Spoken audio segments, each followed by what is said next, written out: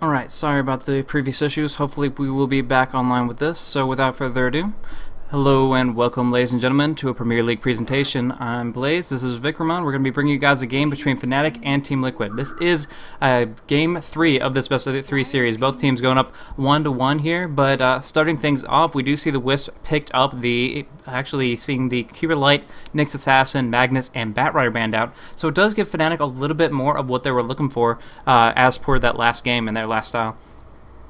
The Wisp is definitely a statement of intent, and it was great to watch that last game. It's actually been a while since Fnatic have really leaned on that Chaos Knight Wisp play. There was a long period in which they were doing that in a lot of games, and then they really transitioned Era over to the Lifestealer more often, and we sort of saw the Wisp CK play fade out a bit. It was actually contemporaneous with them starting to pick up Nature's Prophet a lot on Trixie. So in that last game, the combination of that very strong Nature's Prophet play from Trixie with their old CK Wisp antics, I mean, it was incredible to watch. I'm just kind of sad that I'm an idiot and didn't manage to guess it. But hi, Blaze. How you doing?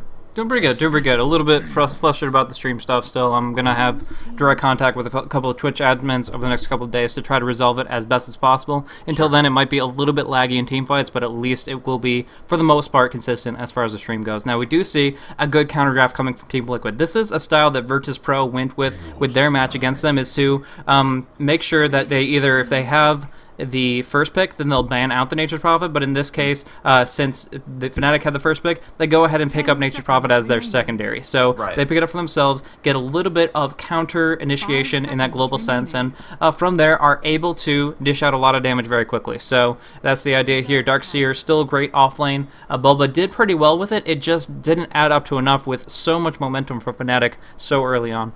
Right, and the Nature's Prophet is not just a good pick, it's a pseudo-ban, because if they had taken anything other than the Nature's Prophet, of course, Fnatic would end up with the same three core heroes that they used so well in the previous game. So in addition to giving them that Nature's Prophet, and I mean, they have players who can play him. Bulba plays a very good Nature's Prophet, of course that would mean that they had to put somebody else on the Darkseer, but I think Mike actually has played it some too, and Fluff could definitely be on the Nature's Prophet as well. And Bounty Hunter is their Fnatic's replacement for that.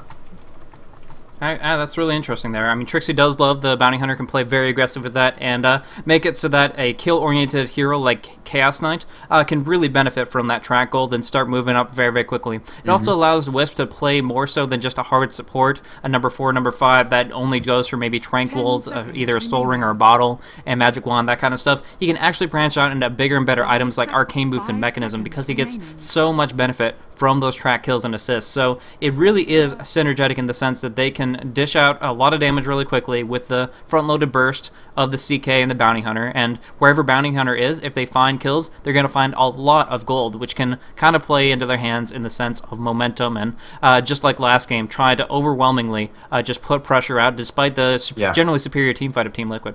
Yeah, I mean, it's the thing about playing against a team with amazing execution and amazing team coordination like TeamLiquid is that one thing that you can try to do to break that up is just to win way before that matters. So in Game 1, we saw Fnatic come in with a good strategy, well-developed, they knew what they were doing, but the problem is they had to win every single team fight. Any team fight that was just went badly for them would lead to calamity, and that's exactly what happened in the end, is that TeamLiquid took basically one team fight, they killed the bear on Hani at the right moment, and they just ran in and won immediately off of that. So what Fnatic has done in Games 2 and 3 is really shifted gears to, okay, we acknowledge that maybe you'll win in the big late 5-on-5 engagements. We'll never let the game reach that point. And Bounty Hunter is exactly geared towards that. He's going to hit 6, Trixie's going to try to hit 6 as fast as possible and start tracking people all over the place so that Era and No Tail, I mean, No Tail's Wisp Black's game, amazing.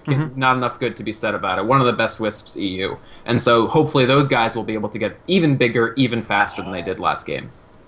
Yeah, really, really good management there, and also since they are on Radiant with this Wisp, they could be looking for controlling the mid lane a little bit more effectively this time around, so they didn't really do that last time. I was a little bit surprised against that, but they didn't really need to worry about the Brewmaster gaining levels. The Primal Split will come out eventually, and as long as you're controlling his gold income and making sure his Blink Dagger isn't really, really early, then generally speaking you're going to be fine. But in this situation, if they're going up against a Nature's Prophet or a Rubik mid, or one hero Korok has yet to pick up, then I think that they could benefit a lot from using the mid pulls if possible. Obviously, it's a lot harder now with the changes. You have to pretty much do it 100% perfectly, but if you do get that kind of experience denial, it can be to a great benefit of your team.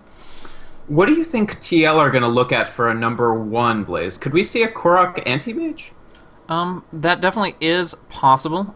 They have a lot of mobility already with the Nature's Prophet and the Darkseer surging somebody in, so having Anti-Mage in the fray would be really nice. But as far as trying to get something as survivable as possible, I definitely think that maybe like a strength-oriented carry might be a little bit more effective. Lifesteal is still in the pool for now. Exactly. And with Fnatic not banning it out, it might be something that they're going to be looking for here. Lifesteal is really good against Wisp CK. Yeah, it's pretty good against Bounty Hunter, too. He can rage out of the track, which is a little bit frustrating for him. But in general, I think they just need something a little more beefy. And yeah, Lifestealer definitely fits the bill for that. Yeah, I agree. The reason I didn't say Lifestealer, actually, is because I really thought Fnatic was going to ban him out with their 5th ban. It's interesting that they went for the PL, considering Coddle isn't even a worry this time. And in the last game, Coddle, wasn't really... They had the Keeper of the Light, they had the Phantom Lancer, and they still didn't manage to overwhelm Fanatics. For sure. And along with that, the Lifestealer kind of doing the Nakes bombs with Nature's Prophet, it pretty much adds in a little bit of a free taxi service. Wisp gets his buddy, Chaos Knight gets his Wisp to take him wherever he wants. Lifestealer can get the Nature's Prophet to do the exact same thing. And when you can jump 2 people into wherever they want on the map, you can be extremely powerful. Technically speaking, Fnatic could be looking for a pickup of the Lifestealer, but I just don't possibly see it. Yeah, that's what I'm wondering. I was just going to ask you about that. Can they really fit that in? I feel like no. It technically is possible. You could run like a Leshrac with the Lifestealer down on bottom, the CK Wisp in mid, the Bounty Hunter top, but as far as how that would play out, when you move into like actually trying to team fight, unless you're constantly getting pickoffs, unless you're pub stomping TeamLiquid, it's just not going to work. So they're going to go with the Silencer here. I can't imagine that TL doesn't pick up Lifestealer unless they think it's some sort of trap that Fnatic are waiting for to unleash. I mean, keep in mind Shadow Demon's still in the pool too, and he's a viable second support option for TL.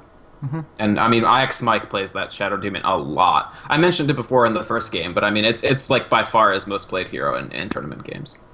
Yeah, so Fluff, keeping that in mind, might go for a 5th pick Lifestealer just because he doesn't expect Fnatic to really go for that many item-reliant heroes. I think that would probably be a good idea to just round out his supports right now. And if you wanted to go for a Shadow Demon, that'd be very powerful. You can disrupt heroes that are 3 or 4 seconds stunned to negate most of the disadvantage of that circumstance, and those kinds of things are pretty essential there, but they have to also find an answer for the Silencer. Trixie, I said, generally plays a Bounty Hunter, but he can also play the Silencer really nicely, and I'm sure maybe Cinderin can pick him up supportively as well. So there's a lot of different ways this Silencer can be run, and the one most important thing is he's so frustrating when you're trying to initiate with a Darkseer, try to get some cool spells off with Rubik, and then suddenly the Silencer just completely shuts you down with that ultimate, and you're forced into a fight that you can't run from because there's a Wisp CK running at like almost 500 movement speed right at you with that track bonus as well. It's crazy. We'll have to look at what the 5th pick is, but for now it could also be Henny on a mid Silencer and Trixie still playing the Bounty Hunter. I mean, it's tough to say at this point. It looks like it's most likely going to be either Henny or Cinderin on the Silencer. I do worry, as I mentioned before, about support Silencer just because his record is so atrocious. One of the worst, like, commonly picked hero position counterparts. Interesting.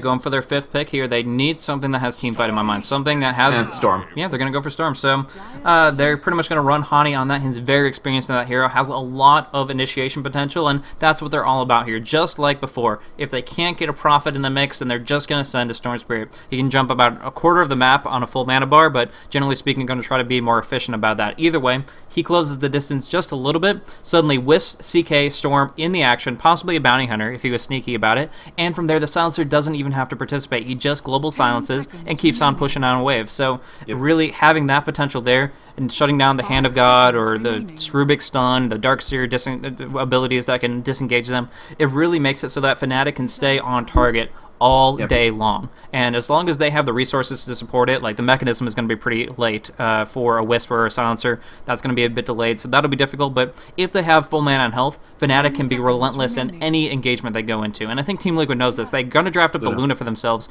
which works out to great effect once the BKB comes out. The problem is that's going to take some time. I like the Luna. I like that they didn't end up going for the Lifestealer because Storm Spirit hitting the field actually changes things substantially for the Lifestealer. And we're gonna have to watch the Storm Spirit anyway because if Henny gets good farm in the middle, if he gets good levels, and especially if he hits a good Orchid timing, it's gonna be a serious problem for Liquid. They have a bunch of heroes that absolutely need to get their casts off, and a Storm who gets a quick Orchid is Nature's Prophet's absolute #1 worst nightmare. Something like a chained global silence from Silencer, Last Word, and Orchid from Storm Spirit is, I mean, it's like an infinite silence. So even if they had picked up Lifestealer, Lifestealer is actually, we've talked about this on previous casts, Blaze, but he's very soft to silences considering he's, a strength hero. Yeah, it's really interesting, but if you can't rage, if you can't rely on that kind of the way of avoiding disables, then you're going to get locked down pretty hard. A simple telekinesis could really screw you over. But one interesting thing, they still could swap technically, but right now they have Korok listed as the player on the Luna. So setting that up in that regard, I mean, I guess they could, I mean, the number 1, 2, and 3 roles are very flexible for Liquid in general. Boba on the Prophet, TC in the Darkseer, Korok picking this roll up. It all works itself out, and it looks like TC is going to be opting for mid with his current item setup. It's just it's interesting to see Korok actually deciding to go for the Luna himself. Yeah, I mean, we do see Korok playing some of these big farm carries like AM, like Luna. I'm not terribly surprised to see that, and definitely if they do that, it makes sense to put this Darkseer in the middle. The only other option would have been something like Prophet middle, but I like what they're doing more. And one of the difficulties about drafting against Team Liquid, of course, is that they have that 3 core players that all have different strengths in terms of heroes and can all trade off which position they're actually playing. And that's another sort of fill-up that you have to be aware of if you happen to be drafting against this particular team. So the one thing, so there's 2 lanes I want to watch in this game, and that's mid, because if Trixie is able to dominate and he's able to really get an advantage over TC's Darkseer and especially hit his Orchid timing, it's going to be very difficult, and it's going to be a huge combo with Fnatic's tri-lane. And the other thing to watch is, will Liquid try to do roaming pressure on this tri-lane? Because Wisp Silencer is not a very early battle-capable lane. So if they can put a lot of pressure down here, rotate with Fluff, with Mike, it could be really troublesome, I feel like. They could definitely punish Cinder and a No-Tail. Yeah. So we do see some clever wards coming out from Hani. He's trying to put some blocked camps, specifically the hard camp, to really screw over the Chen and make sure he can't control his jungle very effectively. We do see this ward comes out, but I think it's still in range. They have vision of again, and that's two wards down the drain, which is not only important in the fact that he spent a lot of gold on it, but also that shop cooldown. They have that much less vision on the map. They still got some from Synderen. He committed to 1 down bottom rune spawn, but in general, you have to be cautious about that because around the 6-minute mark, it's going to be that much harder to reestablish your presence and control over the map. Now we see Hani getting zoned out pretty hardcore because in conjunction with the sentry they already put, now they have one in the lane as well as Dust. So honestly, they are raring to go up against Hani's Bounty Hunter right here and pulling him back with the telekinesis. They can get some hard right clicks in here easily with that Lunar Blessing especially, allowing IX Mike to just dish out the damage pretty even at level 1, forcing him out to tango up to full pretty much. Yeah, well, he's actually going to pop this elf. Yeah, I mean, very good play from TL managing this tri-lane. If this Bounty Hunter isn't able to hit 6 in a timely fashion, I think Fnatic are still okay in the early to mid game because as long as Wisp hits the past 6, they don't necessarily need the BH, but it's definitely a huge downside in the sense that if you pick Bounty Hunter, it's so that he gets 6, he gets track, and he gets you that gold. And with that sort of not contributing anything, that might be a thorn in their side in the mid game and later. Now we just see the Chen trying to jump on in, Fluff wanting to get a stun out, but pretty much just using it as a little bit of a buffer, just saying you're not getting past here, you're not getting any experience, and that's their general intention. But the problem is their lane got pushed out a little bit. Yeah, so Bounty will get... Yeah, I guess a little bit is an understatement there, but they were so focused on zoning and putting damage into Hani that in the end, they were just, unfortunately, letting the wave push out like crazy. And here we do see that he's got pretty much a creep wave and a half, almost 2 full creep waves right at his disposal here, and only a couple can be denied by the Korok. So we've got a stealthed Rubik waiting for this Storm Spirit. Trying to put some damage in. Trixie, without any ball lightning, is in a really bad spot. They go with the Centaur stun again, but almost misses it. But with the telekinesis, it definitely will be set up. Chains it up a little bit, but it's enough damage, and it's going to be the first blood to Fluff. So this was something they attempted last time around, surging in just Enchantress creep, actually, to try to get that damage out early, but it just didn't work out. This time he was a bit more patient, and they did net the kill. It did work out for them very nicely, and that's definitely going to put them on the right foot moving forward because Trixie needs that experience. He needs to find creeps in the lane very early on, or he's going to have trouble surviving. Yeah, good, smart play. Definitely getting this first blood on the Storm Spirit is maybe the best character on Fnatic for Liquid to actually get a first blood on. Because if they can keep him down, this Chaos Knight Wisp will need the aid of either Bounty Hunter or Storm Spirit to get those kills. And Storm Spirit is really more ideal because, you know, he can zip around that map very easily in the way the Bounty Hunter can't.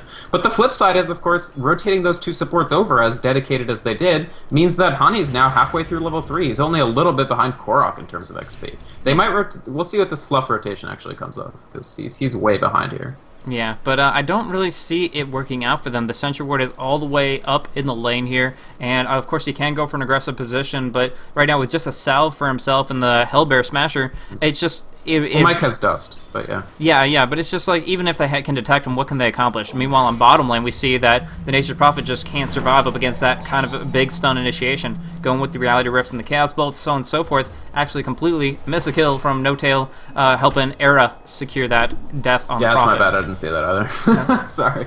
Yeah.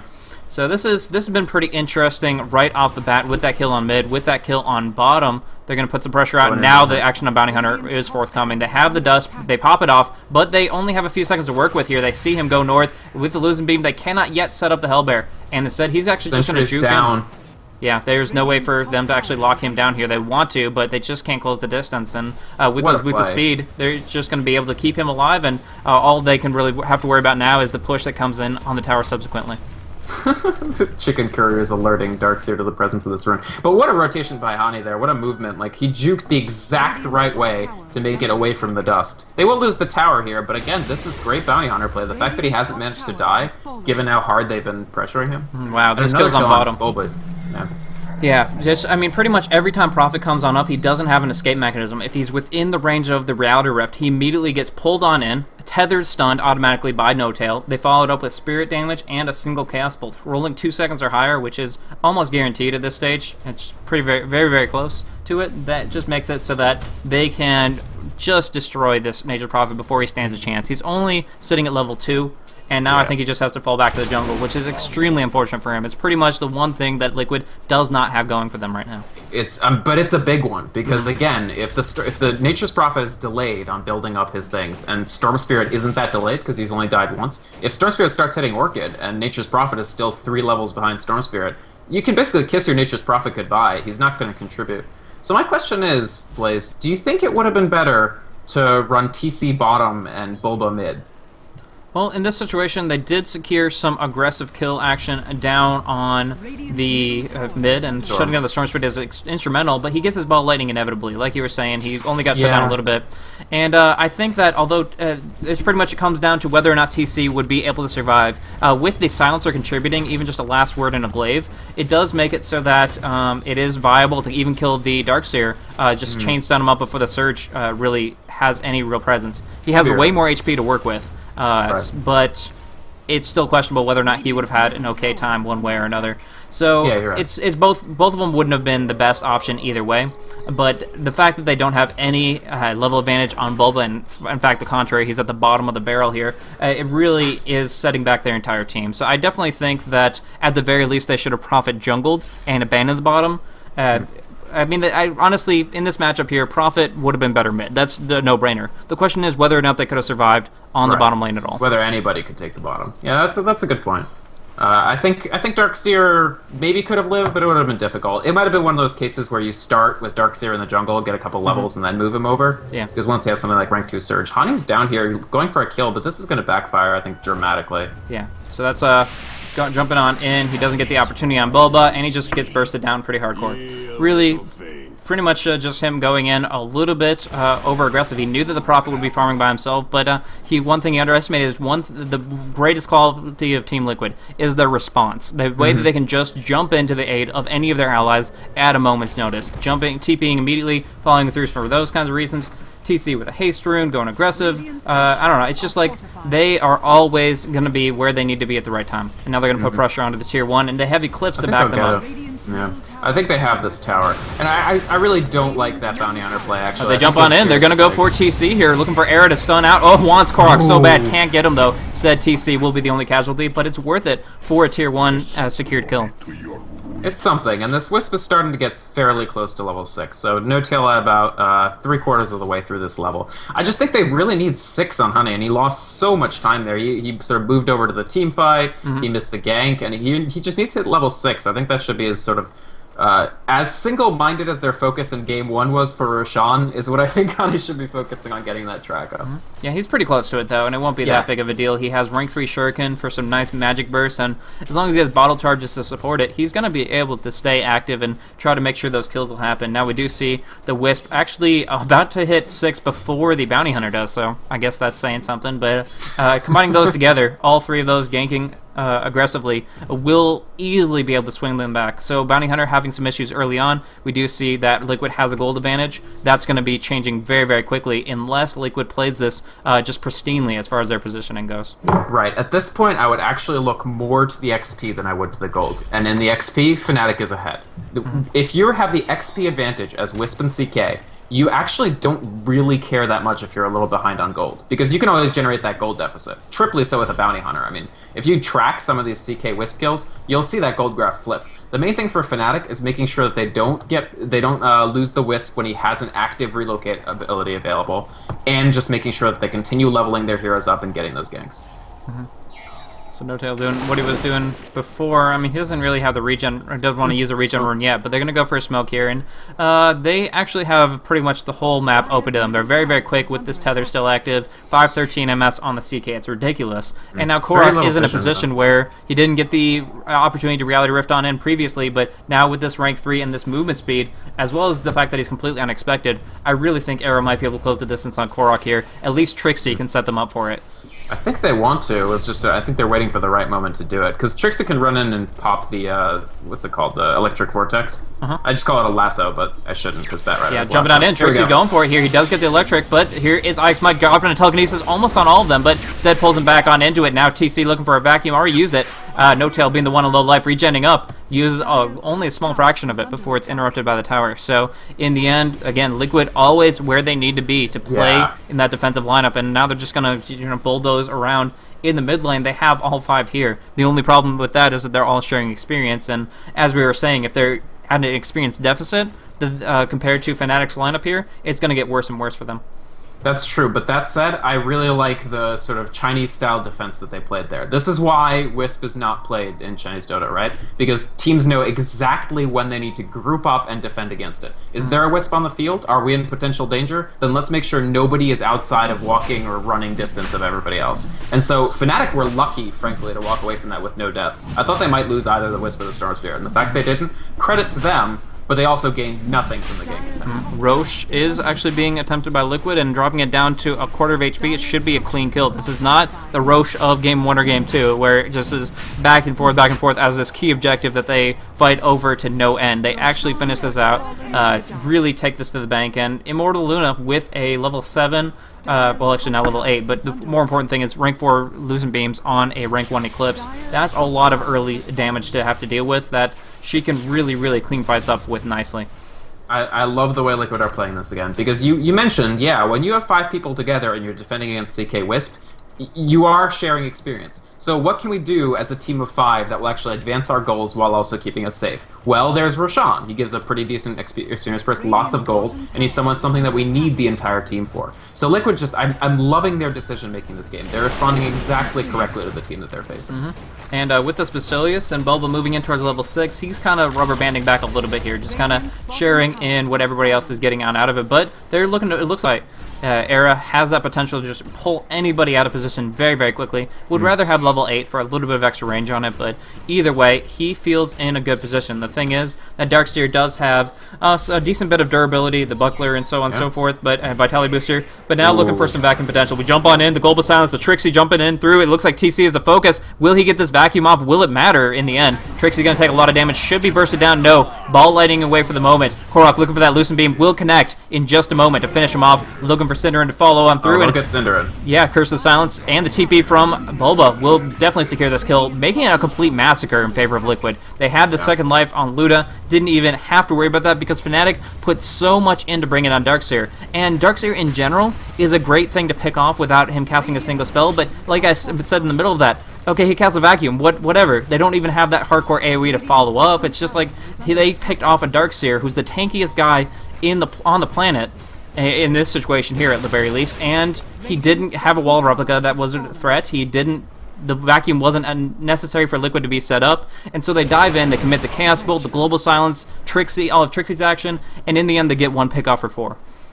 I think maybe if the first Reality Rift, the one that got canceled, had landed, they'd have been in better shape because they would have mispositioned TC much more than they did. But still, I mean, think about it. We got a very timely level 6 on Wisp, and have they even tried relocating? They haven't. I mean, A, they don't have great vision. They do have vision up here, but Liquid have assiduously avoided this, preferring to sort of push through the area that they have vision of. They don't really have vision of this side of the map at all. They don't know where to go, and they're afraid that if they do go somewhere, there'll just be an instantaneous response from Liquid on the lines of what just happened. So again, I mean, Fnatic decide to play this very aggressive Wisp-based play, and Liquid just seem to know, in this game at least, how to respond to it, just because they don't have that overwhelming global presence that they did when they also had the Nature's Prophet. Yeah. And they also had the Tinker, for that matter. Exactly. I want to remark real quick on how farmed Fluff is right now. As a Chen, you generally just go for broke, just go for quick little push items with Basilius, something like that. He's farmed up a Arcane Boots and Mechanism in 13 minutes. He has been a part of a little bit... finally get a kill on Boba here top. Oh, wow, yeah, they actually have been looking for him for a long period of time. And track, too. Yeah, it's really, really good pick off there. Hani kind of finding that opportunity. And look at these wards. Just blocking things off or just trying to find the opportunities where they have full vision of whenever Nature's Prophet enters. For some reason, the blips of Relocate aren't showing up for me, so if you want to let me know when those do pop up, and sure, I can jump on over to it. But anyways, we do see them putting pressure on mid instead. They realize the Nature's Prophet's down, but he can jump right back on into the fray in just like 1 second. But essentially what they're trying to do is force the issue with this Aegis. They have a second life to work with. They have some Nature's Call action going on through, and they feel that they can really make something happen here. We do see a steal of Ike's might take in Shadow Walk for whatever that's worth. I'm sure he wanted something besides that. Shadow Walk's not bad, but it's not a lot. Cinder, and he is level 7, so he does have the full last word, but it's not enough. Ooh, vacuum back on in after that Lucent Beam is quick pick off. Good vac too there, but just in general, sorry, good telekinesis is what I meant. Really tough situation here, and again, the silencer support, like it just, you've got last word, and you've got a global silence every so often, but you have no damage. I don't know. They're going to take this tier 3, actually. I don't know if they'll move on to Rax, but they may. They still have the Aegis. But, I mean, if Fnatic's going to draw a line somewhere, it's definitely here. Liquid knows it. They have still some time on that Aegis Immortal. They have about 2 minutes left for Korok to have that second life available. As well, they do have that Eclipse, but every time creeps spawn, that's less and less relevant in those engages. So they don't want to get too greedy. They want to say, okay, we took a nice advantage, we got a nice pick here and there, and fall back. Because, again, that global silence can make or break how the fights play out.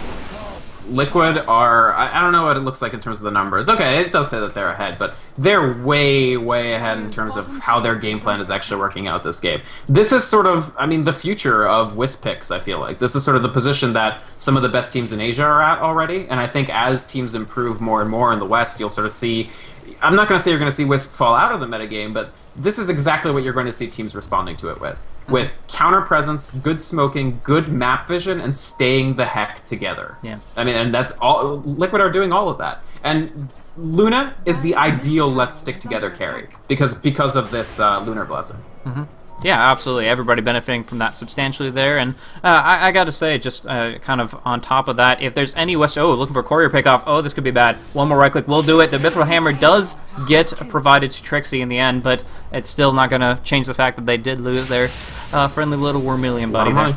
Yep, a lot of money on the field. But yeah, as I was saying, if there's any team to really be able to respond and adopt that Western... the Eastern aspect of sticking together and counteracting it by great positioning, great timing of responding to situations, it's definitely Team Liquid. They are one of the Western teams that, like I said, respond to situations so very well, and now they're just playing a full-out 5-man Dota, and there's nothing to really stop them. They do pick off TC right here, big damage coming on through. He will drop before there's any follow-up, but Sidorin using the ultimate that I feel was not exactly necessary. They weren't in a position to really engage on that. They need it now is when they actually need it. Yeah, but either way, they got the pick off. One thing I mentioned at the draft is they cannot run from this team. Fnatic have such movement speed. The Eclipse comes out from Korok, but it's a bit premature not being able to focus anything down. Trixie staying on top of things, trying to focus down Fluff. He's the next target. They do get the Chen Test of Faith back. They do get Bulba TPing out. They got the Test of Faith on the Luna. She will survive and just walk away from that, but still, That was brutal. Fnatic were able to pursue, although they didn't have a well-timed Global Silence, they showed they didn't need it. After they got the Darkseer down, they were able to survive on through the Eclipse, and that's most of the damage from Liquid. From there, they just kept on following up, using Trixie's mana, using the Relocate, and you just can't run from this team.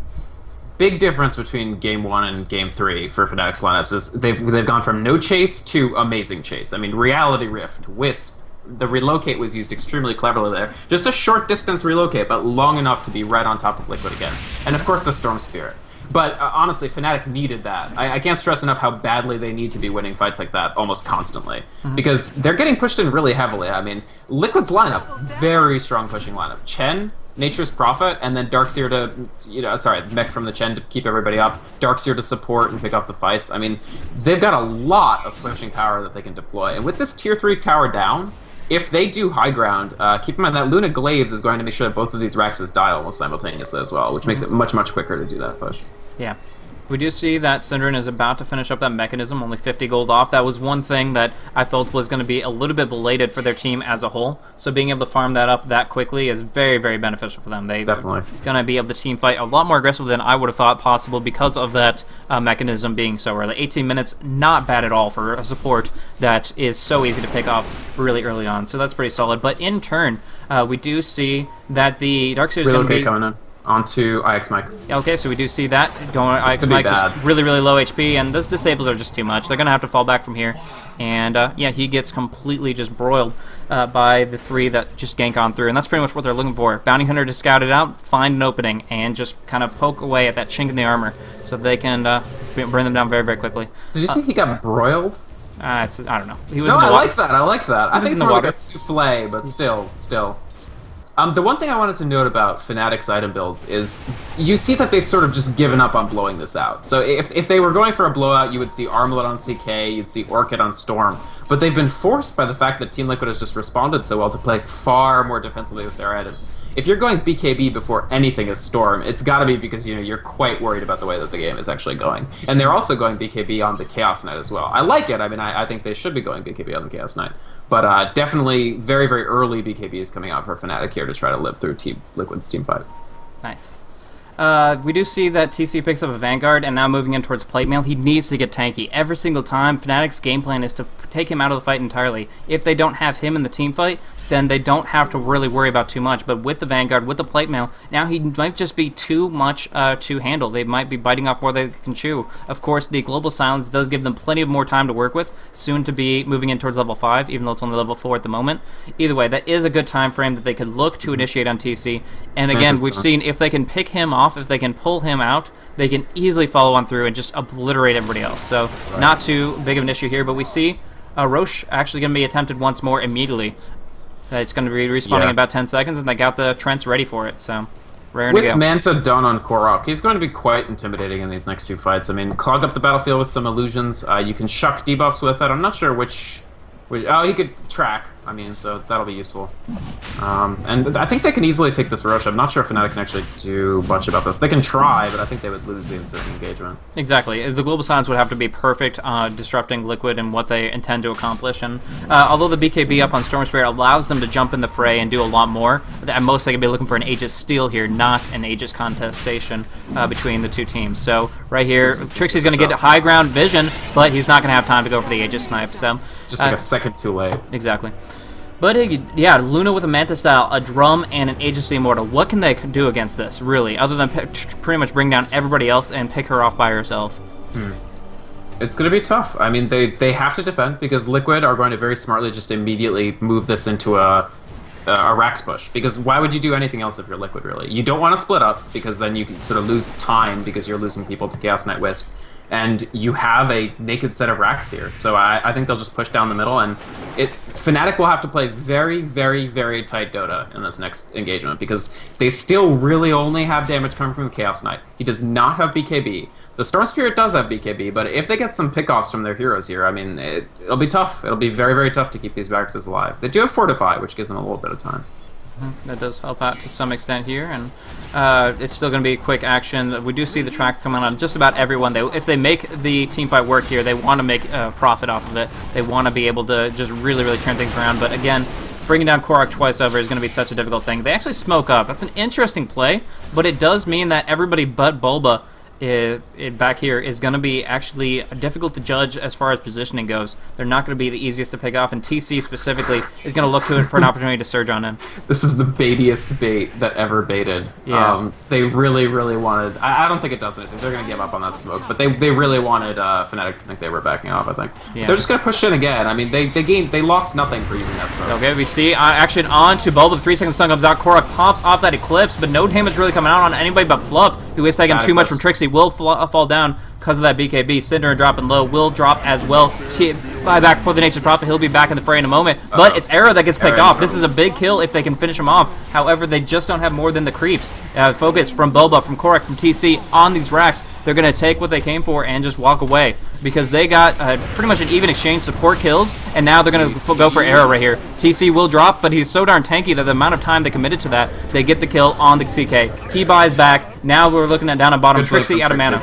Trixie down out of mana. They're looking for damage. Ix Mike, however, stealing up that Chaos Ball. 4 seconds, and Trixie sprouted in for the kill. Era almost got a crit. I think he canceled it, but either way, landing a stun and walking away, that's all they can accomplish here, as there's just too much from Liquid. They have continuous damage output non-stop, and Trixie still wants more. Pulls in Korok here, but he has the Aegis. So he does get the last word.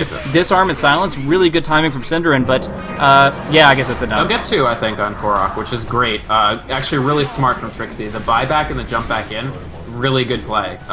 Getting Korok there is a big coup, frankly. They're really behind, and I mean, they've lost the Raxes, but they did manage to live through that, and they got something from it. If you just let that go, I mean, Liquid was not going to actually do the other set of racks, but if you just sort of buy back or you just sort of sit there, you're just letting yourself get behind on a team where you're already not looking to go like super late game compared to the Luna. So very smart of them. They use a lot of buybacks. I mean, how many was it? 4?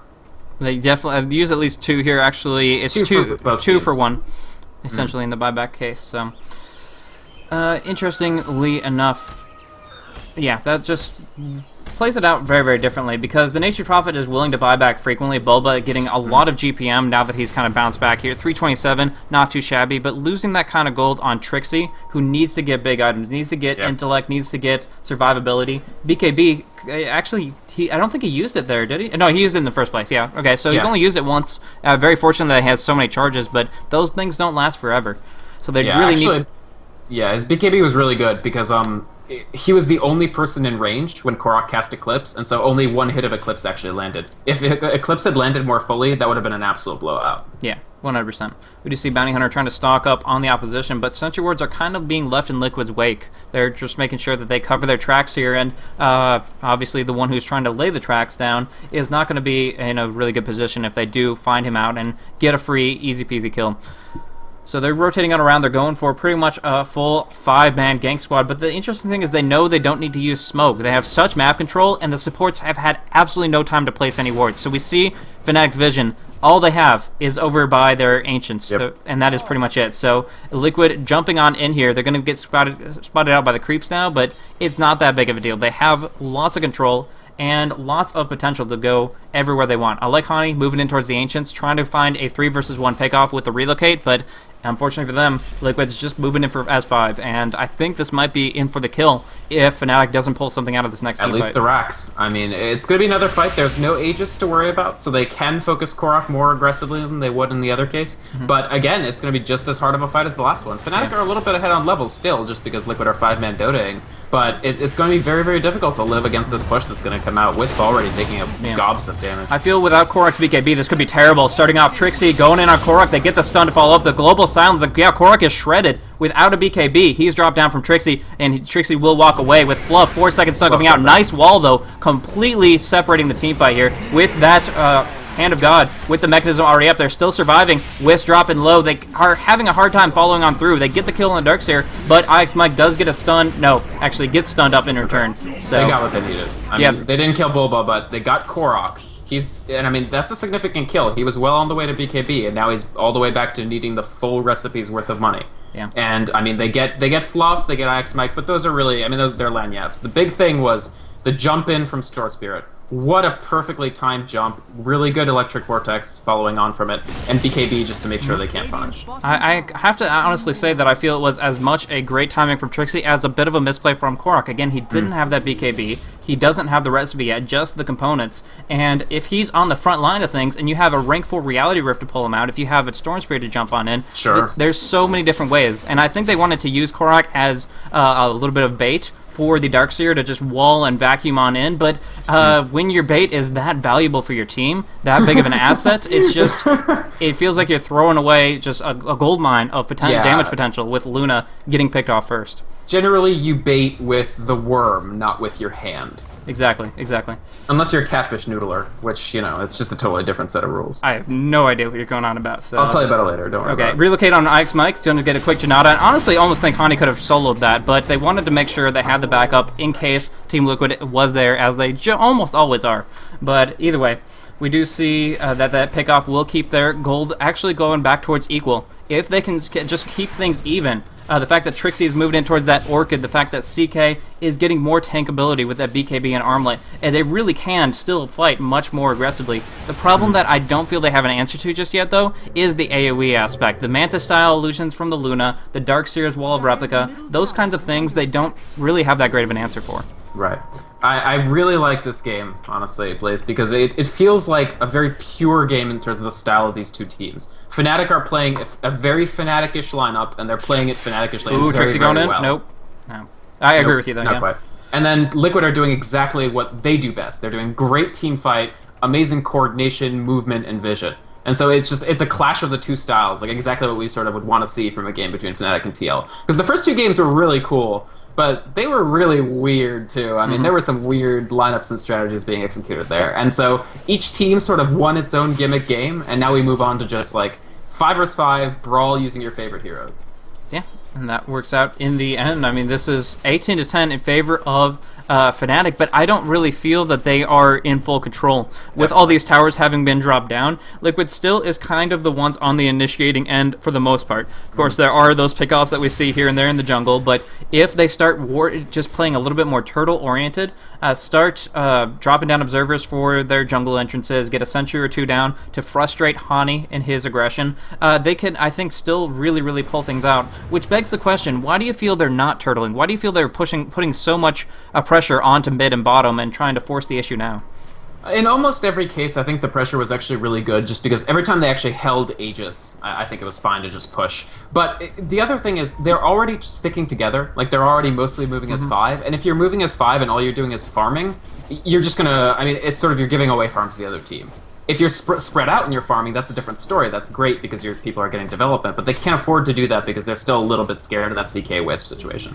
So if you're as 5, you sort of have to figure out fun group activities for the whole class to do together, right? And frequently that fun group activity is, well, let's push. And keep in mind, I mean, there's naked racks at bot. Yeah, I mean, they definitely have made it valuable. They've made it worth their time with the kills in mid, with the action down on bottom, but Fnatic is all about kills, and if they find that opportunity, that window where they're like, okay, well, we can find a pickoff here and there and still win 5 vs 5 as a gank-oriented lineup versus a team fight one. Liquid know about the smoke.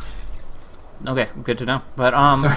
no, it's definitely very, very relevant at this stage because all it is about baiting the Roche. They're trying to force the other one to kind of take into this and jump on into this and actually overcommit to a position that they just can't handle. But if Liquid has that kind of information, they are able to engage this completely differently and catch Fnatic rather blindsided, so that the predator becomes the prey, so to speak. And that could be exactly what they need to move on into a successful Roche and therefore take at least one more set of racks as a result. Sheep down on Bulba. So 2 big pickups for Liquid since the last fight is BKB on Luna and Sheep on Nature's Prophet. We're going to see both those come into play in the huge Rush clusterfuck that's about to occur. Yeah. Shiva's not too shabby on TC either. That's really, really solid. So that's going to dish out a lot of damage, reduce the attack speed of the Chaos Knight and his Phantasms, I believe, and from there, back and forth, his wards all over the place. But they finally found the Sentry Ward from Liquid, so that's actually really big. If they can counter... Oh, they don't have high ground vision? They're using the Wisp Spirits, actually, so that's a little bit of a weird convenience, but it works out in the end. That's amazing. At least they're not missing like 18 times over. That would really suck. Yeah. Oh, I hate when that happens, absolutely. Yeah. But anyways, yeah, so that Sheepstick going to be a really big deal. Trying to pop it off. The two main heroes that you'd want to focus it on, though, are Trixie and on Arrow, who both have extensive BKB charges. So that's going to be rather limited. You could put it into Bounty, but he's actually picked up a BKB recently himself. So generally speaking, this Scythe is really great once the BKBs expire, but until then, you're just going to have to time it perfectly, or you're going to have a lot of issues. Definitely. Ooh, that vacuum used. Stand off of a Roche. I remember this. I watched this game. So, yeah, definitely. TC, however, having used vacuum, the 12-second duration there, it tried to actually pull somebody out of the cliff, I believe, out of the Roche pit, and pull them up into a vulnerable position. But either way, has to time his actions very, very carefully, using that vacuum and those kind of things. We do see Era wailing away solo against that Roche. And although he doesn't have lifesteal, or actually no, he does Vlad's from the Bounty Hunter, so that's perfectly fine. But either way, they're just pretty much making sure that they're all outside. They're all in a position where they can retaliate. I love this positioning to avoid the vacuum doing badly. I mean, Era, look, he's sitting as far back as you can be in the pit, just to make sure that he doesn't get backed off onto this cliff. I mean, this is great. I mean, this is just such crisp play to do this. Yeah. But we'll have to see if Liquid are actually going to try to make something happen here. The wave, a creep wave in mid, has pushed out. This is their moment to try to jump in. It is down to 3,400 HP, but it looks like they're just going to let it lie. No, I think this is. I mean, as far as Roche goes, I think Fnatic basically checkmated them here. They can't really initiate onto this. Really, just really clever play and patient. Just we can wait. We can take as long as we need to do this because they can't initiate on us. And so Liquid on Storm. That's fun. That could be huge. And or his Orchid is done as well. I don't know how recently that was. Yeah, pretty recently. Yeah. So the kind of pickups they're looking for, more action on TC, maybe bringing down Bulba so that he cannot TP out. Because one thing to mention is that Fnatic have cleaned up a number of really great fights, but every single time there's two people getting out. There's Bulba with his just free TP on out of there, sprouting himself in most times, and then there's also whoever gets test-to-face back by the Chen. Fluff has been always making sure that they can make the best of a bad situation and pull off one person to survive along with Bulba. So by getting a 3-man swings instead of 5-man, it really, really doesn't help out Fnatic in their kind of momentum-based play. They're going for big ganks, and they have the experience advantage in spades, but the gold has not been really coming out for them as much. We do see that the BKBs have been their primary commitment on Fnatic, and there's one interesting thing to say about that. They're so afraid of the enemy spellcast. They're so afraid from the damaging disables coming out from Liquid that they're willing to buy BKBs while having a level 11 silencer. They have a global silence that's 5 seconds, and they want to attack on 5 to 10 seconds of immunity on top of that. Absolutely. And I don't disagree with them, honestly. I mean, I think that's probably the right decision in their case. I mean, Fnatic are in an unenviable position. Liquid have 4 outer towers up, and Fnatic are down a set of racks. The fact that they're not actually behind on gold accumulation and they're as ahead on, I mean, levels, I mean, they were always going to be ahead on levels. But the fact that they've managed to keep the farm equity, considering the fact that, you know, once your set of racks is down, you get far less gold from that lane forever, is, I mean, it's admirable. They're doing a good job with what they have, but they're going to have to keep going with a under-farmed CK against a Luna that's going to be bigger and bigger. And again, the margin for error is possible to surmount, but it's thin. Absolutely. We do see Ghost Scepter picked up by Wiz, probably his best option by far. Being able to negate a lot of big right-click damage, and on top of that, during the global silence, that's pretty much all you have to worry about. It really puts them in a great position where they can still keep the Wisp alive, even when he's really close to the action, because Overcharge and the Tether Heal are two mechanics that cannot be understated and underestimated, because it is so crazy. They're reducing incoming damage by 20% on a CK that, with Armlet, is going over 2k HP, plenty of armor available, immune to magic, and now has the Aegis on top of that. It's just ridiculous how survivable this guy can become, and if a CK is unconcerned about his survivability and just wants to go for pure damage and pure focus, balls to the walls in that regard, then that is gonna open up so many options. The problem is, of course, still that issue with AoE, but in the single target sense, No Tail and Era together are almost unstoppable, just trying to go for one target very, very quickly. For sure. And what I'd be interested in is, will we actually see CK build towards Heart, or will he try to go for more damage? I think Heart is probably still the default option, but I would be interested to see if he actually tries to go for something a little more aggressive, just to give him a little more. Start things off. We actually get a is that a reality on creep? I don't know, but either way, there is the global signs coming out. It's going to be the death of IX Mike on the back end. Hani just trying to get some damage on out, but Cinderin has already dropped. BKBs everywhere, but nobody actually committing to right clicks. Fluff the one to get picked off. Hand of God, Force Staff, Mech. Fluff will survive for the moment, but Trixie on the back end cleans things up a little bit. Hani is escaping out with a 4-second stun on Fluff. The Chen is down now. The fight hasn't been committed to, but with Era dropping down, Trixie gonna fall as well, most likely. Ball Lightning's forward, gets the kill on the Nature's Prophet. Korak TPing out. They choose to disengage now of all times. I felt like they could really clean up onto the Wisp and to the Storm Spirit. Oh, nice stun TP. Centaur setting that up nicely.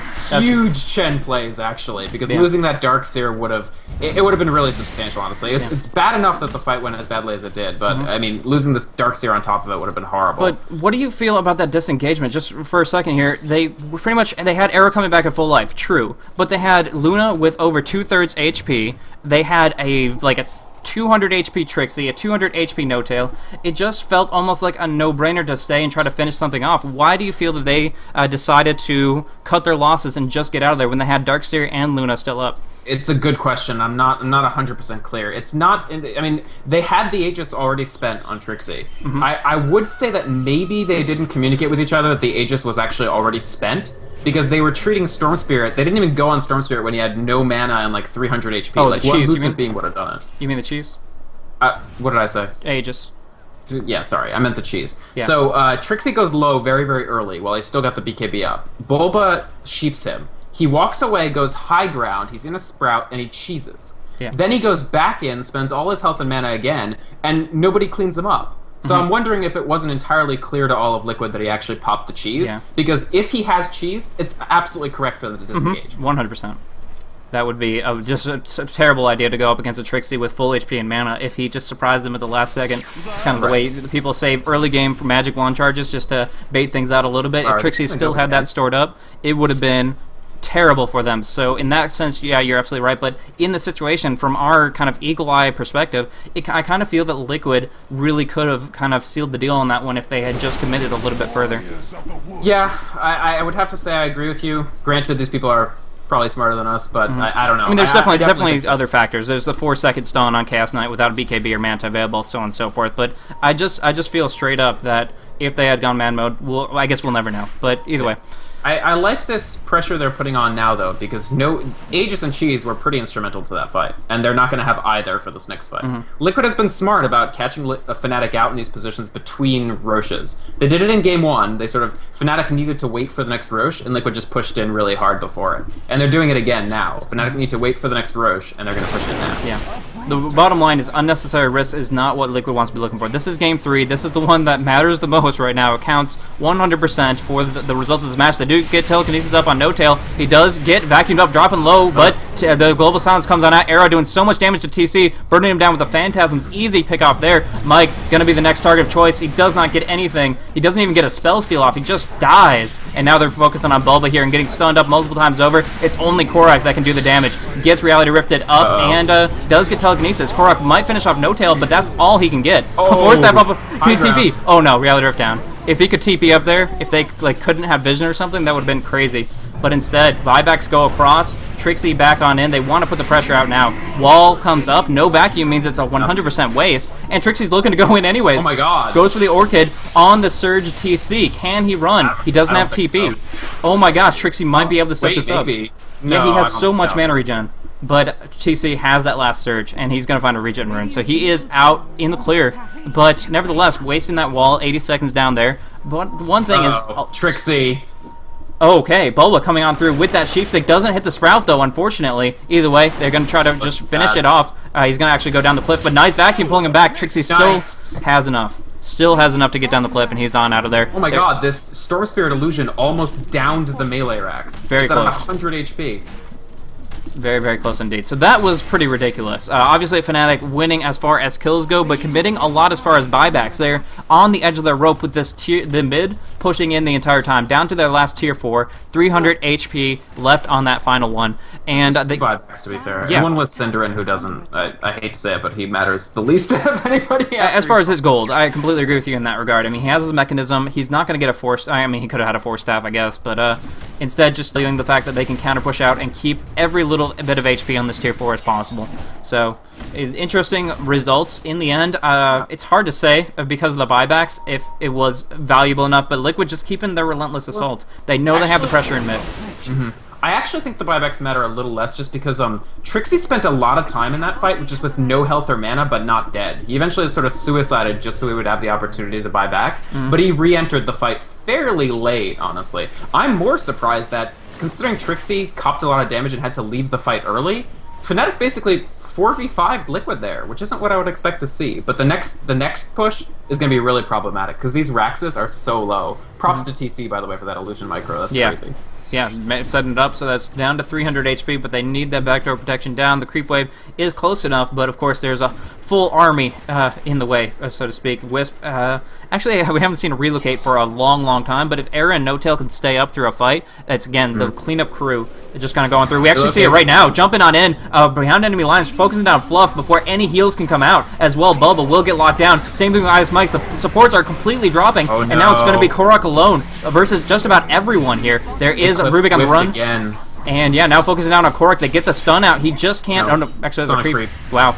But either way, a Manta Illusion, I believe. But either way, Korok cleaning it up, now turning it around. A lot of damage coming in from the Storm. There's a Geometry Sight on the ground. He does pick that up and is going to go in pursuit of Hani with plenty of movement speed to work with here. He has track that will give Hani a little bit here. But back and forth. The big thing to mention is the Ancient.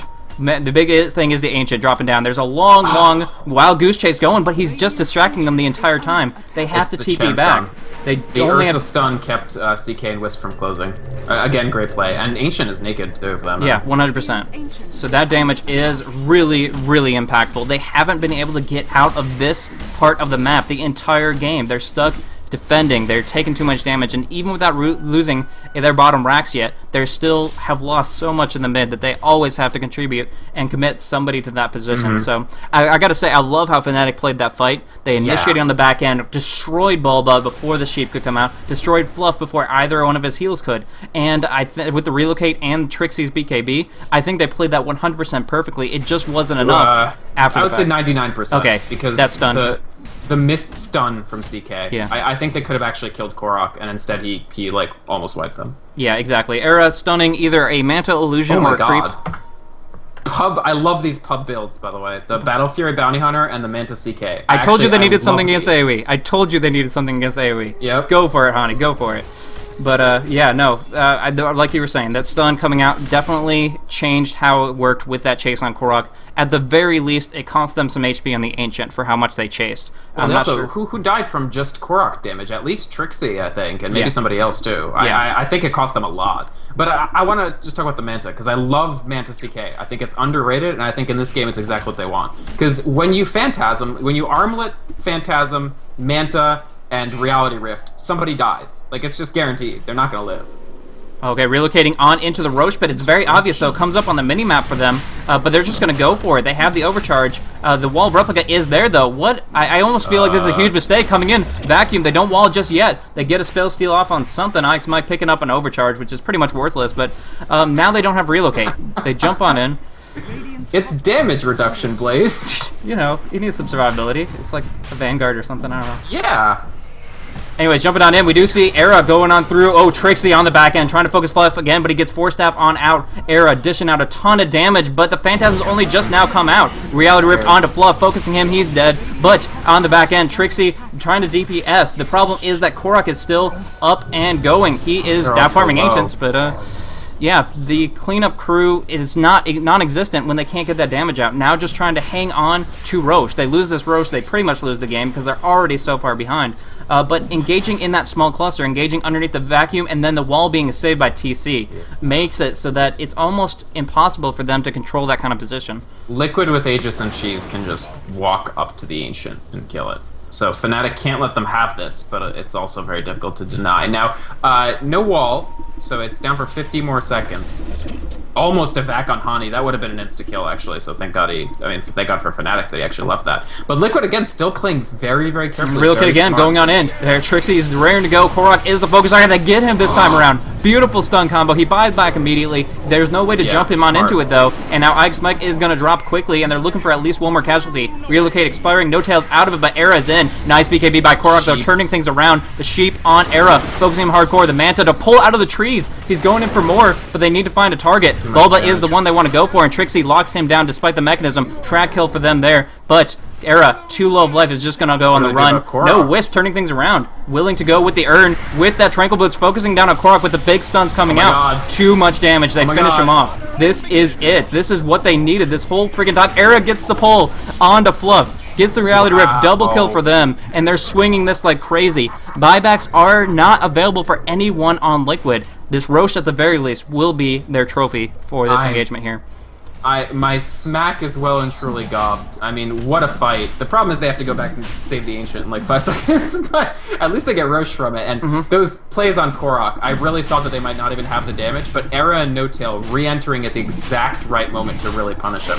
And the Manta style doing work, too, by the way. Yeah. Love that Manta style. That was a perfect timing for it. Caught in the Sprout. You can't afford an item slot for Quilling or Tangos at 46 minutes of the game. Screw it. Just jump on out, play your cards right, and you'll be home free to keep on right-clicking away. It seemed like after that there was a little bit of disorientation as far as who to target, but they cleaned it up nicely nevertheless, and when Wisp came back on in, something as simple as an Urn, Bottle, Tranquils, and Overcharge all at once made it so that Era could stay in the fight and get that damage into Korok. Now looking for Bulba. Sheep, super fast Sheep, with the Haste Rune active, but Ghost Scepter and Force Staff allows them to disengage. Yeah, they have to leave, I think. One thing I want to note, Liquid, again and again, really good item coordination across their team. They always know what to buy. So the Helm of the Dawn from Gyro to mind control the Necronomicon creeps in Game 1, and in Game 3, look how many Ghost Scepters are out on the field. I mean, every single person except Korok, because frankly it would be a little weird if Korok got one. Well, you could go with Ethereal Blade now. Ethereal, I mean, Ethereal's an option. I mean, the thing about Ethereal is... Anyways, as you're saying, for the items. Yeah, if you derail the CK, his Phantasms can still attack. Yeah. Anyways, before I derailed you completely, you're talking about the item coordination? Oh, well, I was just going to say, getting all these Ghost Scepters is just really, really, really smart. Because all of Fnatic's like actual damage that you need to be scared of is the CK, Illusions of the CK, and the Bounty Hunter. Like, they are not going to blow you out with magic damage. Like, it's just not going to happen. So it's absolutely correct for all of them to get those Ghost Scepters, and they've had most of those up for a good long time. So that's keeping, like, that kept IX Mike alive in the last fight really, really long. All right, well, this marathon keeps on going. Chaos Knight with the Aegis Immortal, Trixie with the cheese, BKB at 5 seconds, Era's at 5 as well. Let's check out Bounty Hunters just for good measure. He is sitting at 5, so they are pretty much tapped out on their magic immunity at the bare minimum, but it's still substantial. It's still a big cooldown that they just need to time extremely carefully as they proceed on forward. They're really just worried about Eclipse, and they've gotten it, and that's less than 5 seconds, and they've gotten it every time. Most of the Eclipses have whiffed or just killed Cinderin. Absolutely. Now we do see Silencer actually farming up to 3,400 gold. What in the world could he be going for? He could buy a straight Atos right now if that's what he wanted, but I don't even know. I don't think it's going to be Atos. Actually, I don't know. What do I know? Yeah, I think maybe he's just going to save buyback and get Sheep.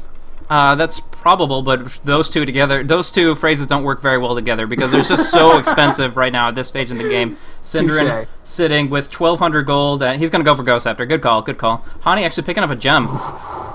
Good timing, actually. If he hadn't picked that up, yeah, could have been bleak, man. Could have been bleak. Just like, just walking on over the one thing that reveals him and catches him out, and pretty much throwing the game entirely. So Hani with the big gem snatches, anti-throwing, I guess. I don't think that's a word, but no. I mean, stubbing his toe on that gem was great, and he puts it on the courier just so that he can't ever drop it, which I also think is very smart. So this is such an intense game. It's pretty much on the edge of a knife, despite the huge advantage that Liquid started off with early push, early 5-man Dota. Still, only 2 racks have fallen. The Aegis and all that in the hands of the Radiant, and Hani just having some fun, poking some damage into the tier 1, which does not have backdoor protection. So yeah, I mean, honestly, Liquid, it was very, very smart to stick together as 5. But it's 48 minutes. They still kind of need to stick together as 5. And look at what it's cost them for levels. Actually, Hani in a bit of trouble here. Yeah, in a pretty bad spot. As far as detection goes, though, we're not seeing too much. He's just going to BKB TP. That's what you can do with a 5-second BKB. It's just say screw it. Exactly. Yeah, for sure. So, as far as detection goes, it looks like there's not much up on just about anyone. The Sentry's up on Mike, and that's pretty much what they're running. They got Lincoln's up on Trixie. As far as what that can negate, you're looking at different things like the Sheepstick primarily, but also the Telekinesis, also the Fade Bolt, also the Lucent Beam. But more likely than not, I think it might just be popped off by a simple Chen spell, quick Penitence or Test of Faith, and from there he can still be very susceptible, has to watch himself, but it's a good pick up for him not to be caught off guard, and it does provide the nice stats. It's just, I'm not sure if it'll make the difference it needs to. My main concern here is the support levels. If IX Mike and Fluff begin every game by getting just one shot, every teamfight by getting one shot by Era, Korok can do a lot, but he doesn't need that support, especially considering you talked earlier, Blaze, about how Liquid can always get out of fights because of the Chen teleport. If Chen's getting picked off in 3 seconds, there's not going to be a teleport when Korok needs it. Now we do see a little bit of split push with Trixie up on the top lane, putting some damage into tier 3, like hard damage. Wow. They don't have fortification, and he's going to take it here. Liquid has to make a very tough decision to try to go when they know Trixie can just TP away, or to actually let their base fall and go for a 1-for-1 exchange. We go relocate on top. TC going to get picked off here. So much focus. 2 seconds stun. It will be enough to finish him off. He barely tries to escape, but it's not going to happen. With that global silence, the Eclipse still goes on through, but with 3 seconds left, No Tail and Era are out of here, and that is just a complete successful gank destruction, and I believe that, buyback from Darkseer. Putting that on cooldown, putting some gold down there. Yeah, it was only Darkseer. But Mike did get picked off elsewhere, down on bottom actually. They did actually. He almost got Fluff and stuff as well. He just has to leave, and that's the problem. It's a level 20 bounty hunter hunting a level 12 Rubik. I mean, that's just not fair. Exactly. So that just, it adds up quickly, and it was all about the fact that the supports were always with their teammates. The smart thing Fnatic did was they didn't contest too much that they couldn't handle early, so they didn't just lose 2 or 3 team fights 5v5. They waited until they had the opening, and for that reason, all that experience split up. Oh, Bulba gets stuck out. Oh, the tether stun with the Reality Rift, and he gets locked down. Oh, that is big. The Spirits gave vision, which let them do the Reality Rift. That combo so painful for them, and still I don't. Does he not have buyback? Oh, he doesn't. Yeah, but I mean, I think they won't be forcing the issue in the next 45 seconds, even with the Aegis. They have relocate. They can do the exact same thing they did last time with the fake Storm Spirit bait. True. I mean, if you try to go and just counteract that split push, counteract that Rat Dota with only 1 or 2 man jumping up top, then they're going to make you pay for it. They always have that threat of running 3 different heroes, and we haven't really seen it this game. They've mostly been so penned in that they can't go for those big relocates, and instead just use it as kind of like a double Blink Dagger, jump in CK and Wisp into wherever they want in the middle of the fight. But in this situation, it's still a global spell, and it's still going to give them a lot of presence. But now, with Korok picking up this Butterfly, he doesn't have buyback, but most importantly, he has 35% evasion against pretty much no counter. There's no MKB on anybody at all. Buy an MKB straight out, as long as they see the Butterfly. True. Era is saving hardcore, and that's actually a really good move for flexibility. He's gonna go down. Yeah, a little bit too ambitious. Found an opportunity on Mike earlier, thought that it might be his lucky day to get a little bit more extra gold on the board, at least to try to find that BKB TP, but instead, getting locked down leaves Trixie pretty much alone up on the top lane here. They're not going to be able to do the relocate trick that they attempted before.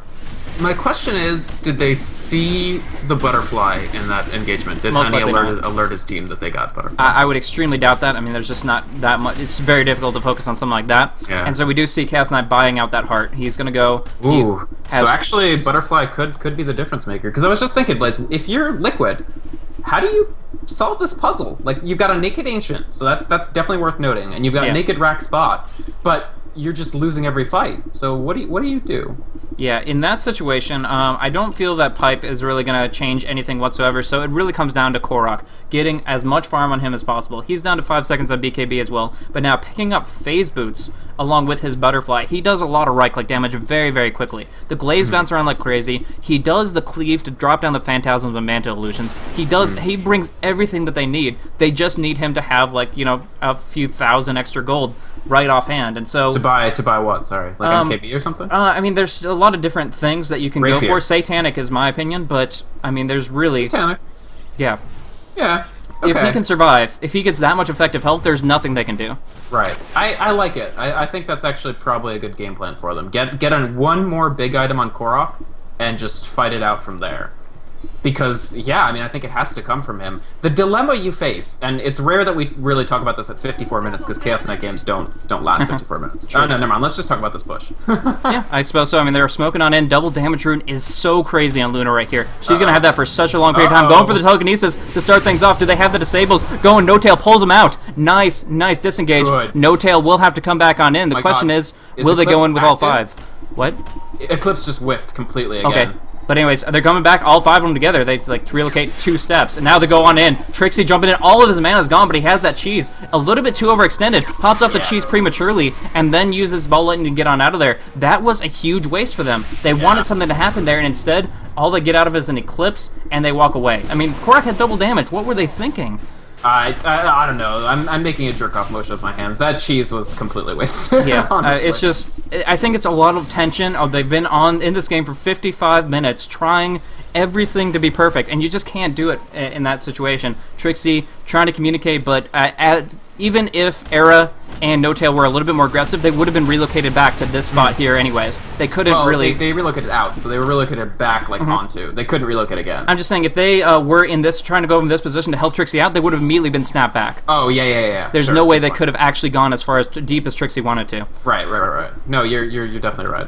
I mean, it started out well, just because, like, I thought Era was done, and I thought Fnatic could have been done on the back of that. But, because could he have actually bought back? He actually could not have bought back if he had bought out for the heart. So No Tail literally taking the team on his back in that moment and carrying them with that relocate. Yeah, but it's just one of those things you can do with Wisp. He's such a powerful hero, and the worst case scenario is you're the sacrificial lamb that's sending Era happily and safely in base, and then just coming back yourself.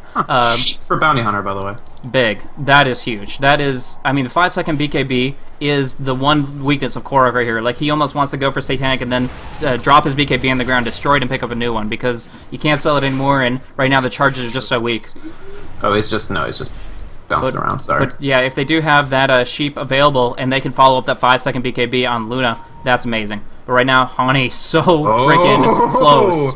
They have the gem. They see him. He's dead. They know. To be part of the BKB. Will he try to TP out? Oh, they jump in. Relocate in full. The global silence coming across. They get a 4-second stun onto TC to burn him down, but he still will get his spells off here. They get the healing from the Chen. They just burst it down. Everything clumped up in this tiny spot. Ike's Mike getting finished off here, but everything's still up. Korok still DPSing. He can't die with his butterfly. They're turning it around. Era taking too much damage here. No Tail dropping quickly. Nice 3-second stun, but it's not enough. Buyback from the CK. He barely had enough from the track gold. Now finishing off No Tail. They're going to pursue onto Hani, who started all this.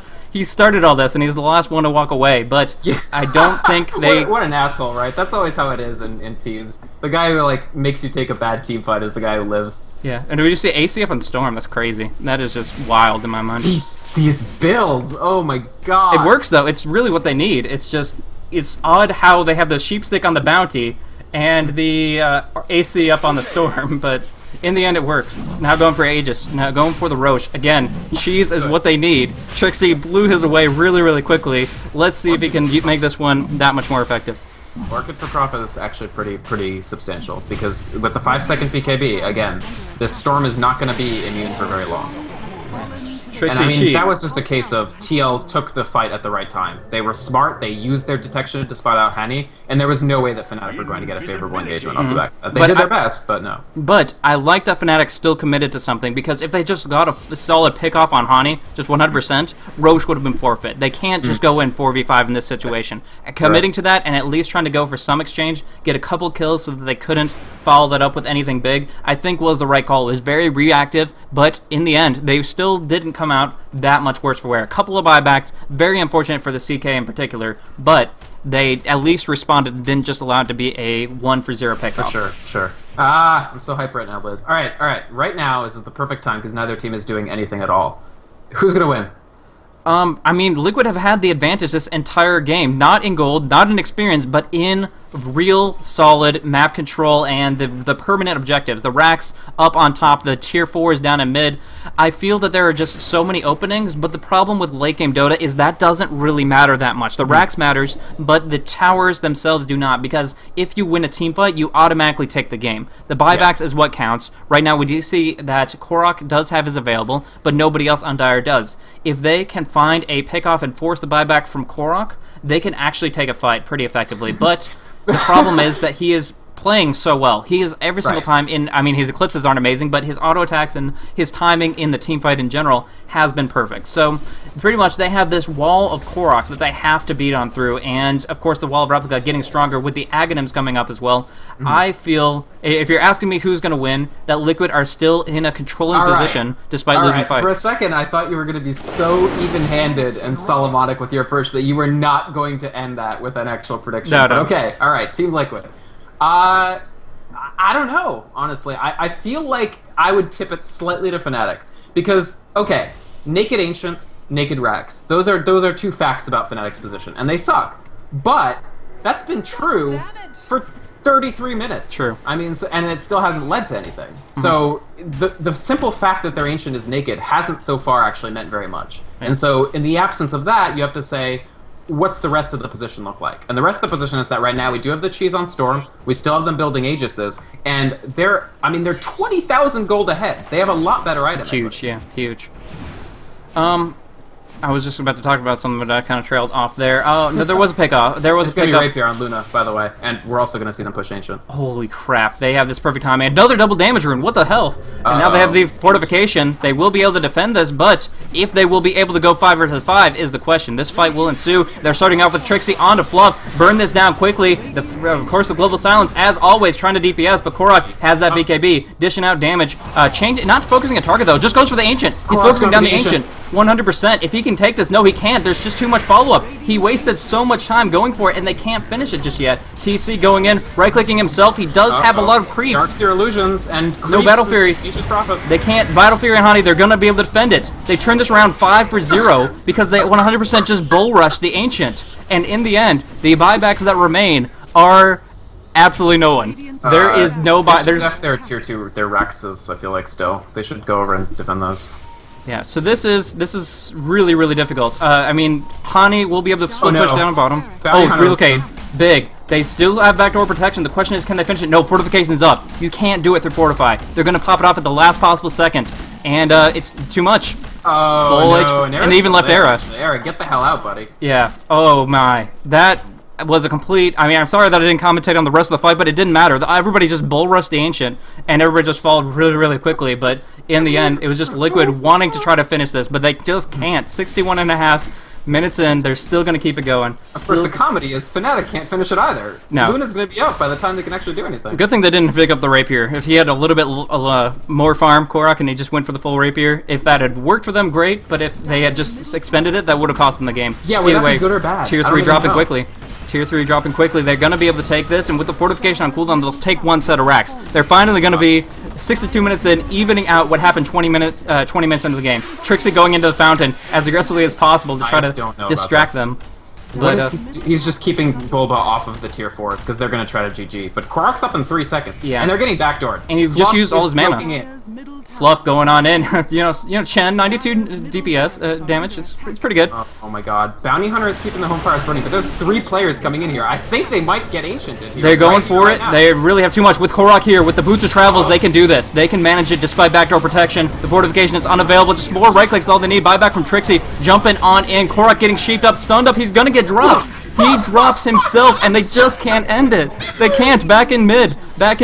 No Tail and Era taking down the racks.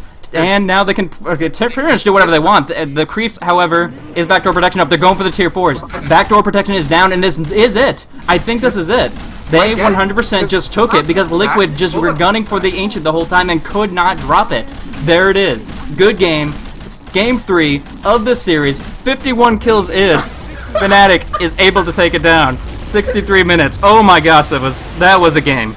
That was insane. Best of 3 series from these two teams. Yeah, I don't even know how to end that kind of a game. Like, holy crap. Liquid just wanted that rack or the Ancient so bad. They went all in for it both times over. The Boots of Travels was a nice touch, but honestly, Fnatic, as much as we've talked about how Liquid can react to good to situations and make sure that they apply to them as best as possible, I think that Fnatic did an amazing job as well. I'm not 100% sure. I'm going to check the replay myself, but I think Storm Spirit might have dived to the fountain, killed himself, and bought back just to get back to the fight. I'm not sure if that's true. He died and bought back. I know that. But Maybe, either way, yeah, I think that might have happened. like, he just wanted to get back. He wanted to get back into the fight, and he knew that he could. Either way, whether he killed himself to towers or fountain or enemy heroes, he knew that he needed, his place was at home. His place was back at the Radiant Ancient, and despite it being vulnerable for so long, they pull it out. This is really crazy. I was going to talk about the Heaven's Halberd on Wisp, but it ended up being a non-factor. I mean, it's actually a pretty big deal because deal. I think he disarmed Luna in that last Ancient push. Yeah, but we should talk about No Tail in general because I feel like MVP. Like, what a great Wisp player. I mean, in a game where, due to the other team having an amazing strategic response to you, you don't even cast your first relocate. Like, he trained it at like 7 minutes, and the first relocate actually happened at like 15. So you think, okay, useless Wisp, like, it was a failed pick and we're not going to win. But saving Era when he didn't have buyback, where they would have died, the item pickups, the relocates that started team fights in combination with Global Silence, No Tail just...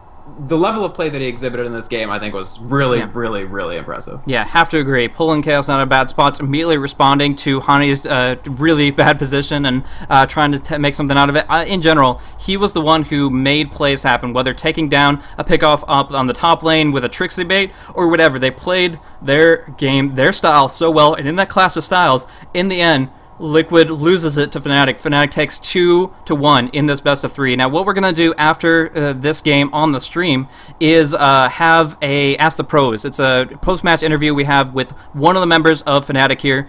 Just you guys can submit your questions in chat. We'll have a pretty substantial slow mode to make sure that that's not getting spammed too hardcore. But pretty much we're going to get one of the guys from Fnatic in here and riding off the high of that game, see what they thought, and also get some of your guys' questions in on that as well. So we'll have that in a few minutes on the stream for those in Dota TV. That's twitch.tv/the Premier League. But I just want to thank you guys so much for tuning in. This was a lot of fun. I know we had issues in the game too, so I'm going to do a rebroadcast this evening for that and look into VODs as soon as possible so that those that missed it can catch up on that. But in general, this Game 3 made it well worth it. This was the best, one of the best conclusions of a series I've seen in a long, long time. Yeah, no, man. I don't have anything more to say about it at this point. That game was legit to the nth. What a great hype game, and what a way to end that series. I mean, this isn't even the playoffs, right? This is still the regular season fixtures. Season stages here, and right now Liquid was in tied for first place, and it was actually Fnatic for fourth. But now we definitely see Liquid dropping down to second. And I'm not sure how close Fnatic is to Empire. I'll have to double check on that, but they are moving up the rankings with a win like this. So awesome game. Thank you guys for tuning in. Again, Ask the Pros in just a few minutes, but until then, thank you guys so much for tuning in. This has been Vikramond and Blaze, and you guys have a good one.